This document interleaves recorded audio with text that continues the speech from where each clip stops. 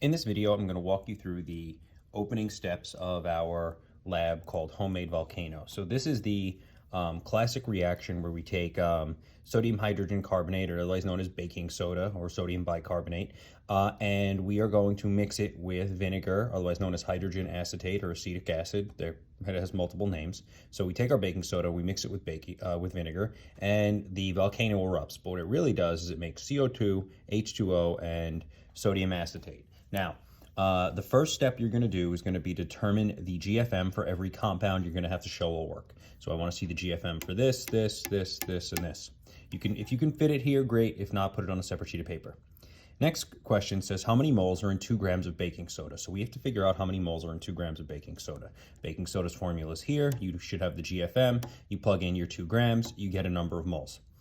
Question 3 says how many moles of vinegar are needed to completely react with that many moles of baking soda, right? So you take your moles of baking soda and you're going to do a mole-mole ratio calculation where we do moles of baking soda to moles of vinegar. So the numbers down here, I left them blank. They come from the balanced chemical equation, which you're going to have to do. You take your moles of baking soda, put it on top.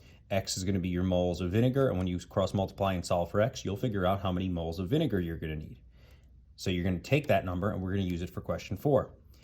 Then they want to know, well, how many grams of vinegar would that be? Well, you use the mole formula in reverse. You know moles.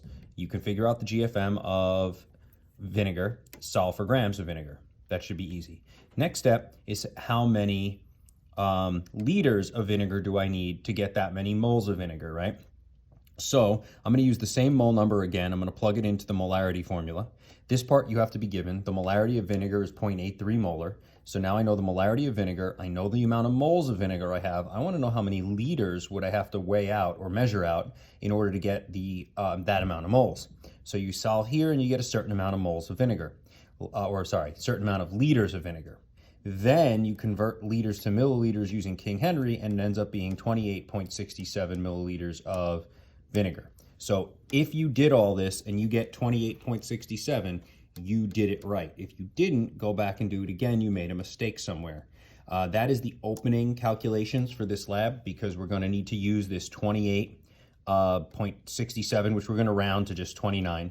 We're going to use 29 milliliters of vinegar, and we're going to use 2 grams of baking soda to do the actual chemical reaction. But the point is, the reason we had to do this is because we need to know the exact amount of baking soda and the exact amount of vinegar to use, so that way both of these reactants get completely used up and nothing is left over, so that everything in the chemical reaction turns into these and there's no excess reactant. In other words, if we use too much vinegar, then we'll have excess vinegar left over. And if we use too much baking soda, well, then we'd have some unreacted baking soda left over.